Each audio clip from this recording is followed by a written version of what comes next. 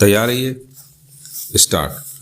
देशवासियों, मैंने अभी अभी राष्ट्रपति के पद की शपथ ली है और इस महान देश की सेवा में अपने को समर्पण कर देने का दृढ़ निश्चय व्यक्त किया है।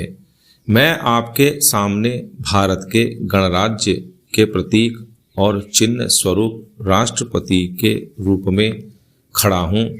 हमें अपने प्राचीन इतिहास में देश के विभिन्न भागों में और विभिन्न युगों में गणराज्यों की स्थापना के उल्लेख मिलते हैं, किंतु उनका प्रभुत्व देश के छोटे छोटे भागों तक ही सीमित था और हमें उनकी राज्य पद्धति का भी पूरा ज्ञान नहीं है। यह पहला ही अवसर है जब यह सारा देश एक छत्र गणराज्य के आधिपत्य और शासन के नीचे आया है। हमारे संविधान ने इस गणराज्य की व्यापक नींव का आधार इस देश के सब वयस्क स्त्री पुरुषों को बनाया है। भारत के प्रशासन और उसके भाग्य का निर्माण करने के लिए करोड़ से अधिक भारतीयों ने अपने प्रतिनिधि चुने हैं। इन प्रतिनिधियों ने मुझे राष्ट्रपति चुना है और यह कार्य करके उन्होंने उस संविधान को कार्यान्वित किया है जिसे हमने इतने परिश्रम से बनाया था। व्यक्तिगत रूप में आपके एक देशवासी के नाते तथा इससे भी कहीं अधिक भारत की स्वतंत्रता के संघर्ष में आप में से अनेक के एक साथी के नाते मैं आपके विश्वास के इस अपूर्व प्रदर्शन के लिए अत्यंत कृतज्ञ हूँ।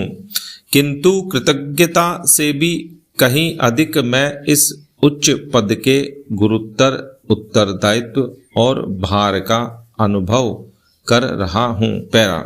इस लोकतंत्रात्मक गणराज्य की स्थापना तो स्वतंत्रता की प्राप्ति के बाद ही हो सकती थी, अतः इस स्वतंत्रता को जिसे हमने कई पीढ़ियों के संघर्ष और तपस्या के बाद प्राप्त किया है, सुरक्षित रखना हम में से प्रत्येक का प्रथम और सर्वोपरि कर्तव्य है। हमारा अटल उद्देश्य यह है कि हम जनता की स्थिति सुधारें और उसकी उन्नति करें, किंतु देश के सुधार और उन्नति की हमारी सब योजनाएं हमारी स्वतंत्रता स्थिर बने रहने पर ही निर्भर करती है। उसी आधारभूत स्वतंत्रता पर ही तो हमारा वैयक्तिक और राष्ट्रीय जीवन निर्भर है। अतः आपके समान ही मेरा भी यह कर्तव्य है कि चाहे जो भी त्याग करना पड़े, हम इस स्वतंत्रता को स्थिर बनाए रखें और इसकी रक्षा करें।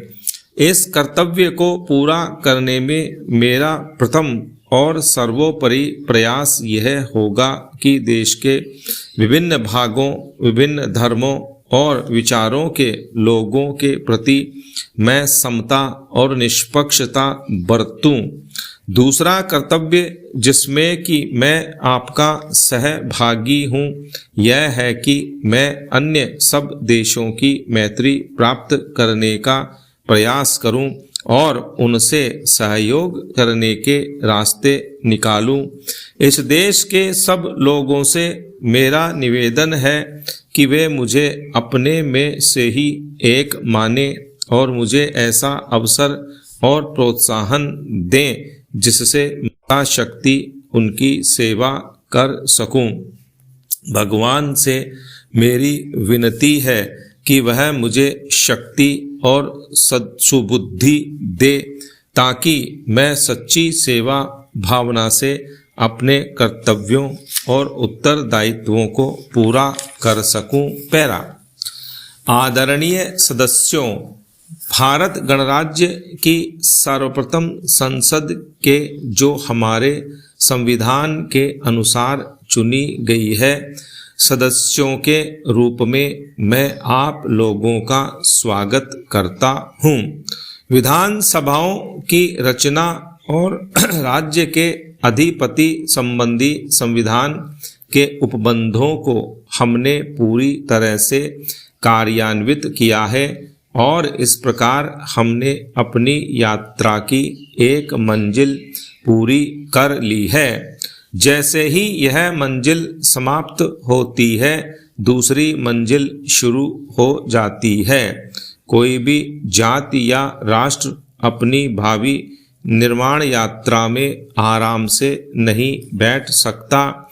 17 करोड़ से अधिक भारतीयों द्वारा नव निर्वाचित संसद के सदस्यों के रूप में आप ऐसे यात्री हैं जिन्हें उनके साथ साथ आगे बढ़ना है। आपका यह भाग्य सौभाग्य है और आप पर भारी उत्तरदायित्व है। इस ऐतिहासिक अवसर पर जब मैं आपके सामने बोल रहा हूँ, मुझे अपने प्राचीन देश और उसमें बसने वाले करोड़ों नर नारियों का ध्यान हो उठता है। भाग्य हमारे सामने है और यह हमारा काम है कि हम उसके निमंत्रण को स्वीकार करें। वह आह्वान महान भारत देश की सेवा के लिए है, जिसने इतिहास के ऊषा काल से ही, जबकि सहस्त्रों वर्ष पूर्व उसकी कहानी आरंभ हुई थी, सुदिन और दुर्दिन दोनों ही देखे हैं। इस दीर्घ काल में इस देश को महान गौरव भी मिला और हमारा भाग्य विपत्तिमय भी रहा। अब जबकि हम भारत की लंबी कहानी का नया अध्याय आरंभ करने वाले हैं, हमें पुनः यह निर्णय करना है कि हम उसकी सर्वोत्तम सेवा किस प्रकार कर सकते हैं। आपने और मैंने अपने इस देश की सेवा का व्रत लिया है। मेरी प्रार्थना है कि हम अपने व्रत में सत्यनिष्ठ सिद्ध हों और इसे पूरा करने के लिए अपना तन मन धन लगा दें। पैरा। सुदीर्घ काल की पराधीनता के बाद भारत ने स्वतंत्रता प्राप्त की है। सब कुछ सह कर भी इस स्वतंत्रता को बनाए रखना है, बचाना है और बढ़ाना है, क्योंकि इसी स्वतंत्रता के आधार पर ही तो प्रगति की जा सकती है।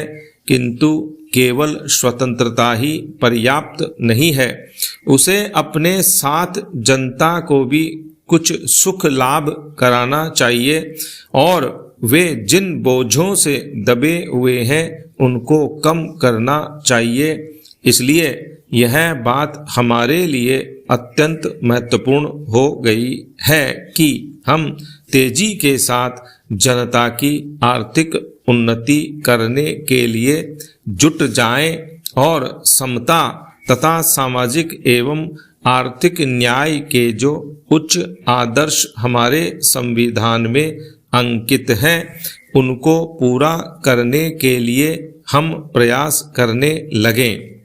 अपने सारे इतिहास में भारत ने मानवात्मा की कुछ अन्य प्रेरणाओं का प्रतिनिधित्व किया है।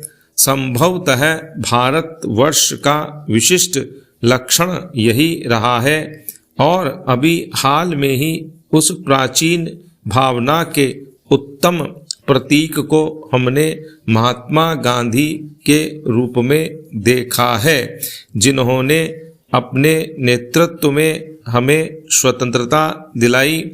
उनकी दृष्टि में राजनीतिक स्वतंत्रता प्राप्त करना एक महत्वपूर्ण कदम था, पर मानवात्मा की महत्तर स्वतंत्रता की दृष्टि से वह केवल एक प्रयास मात्र था। स्टॉप।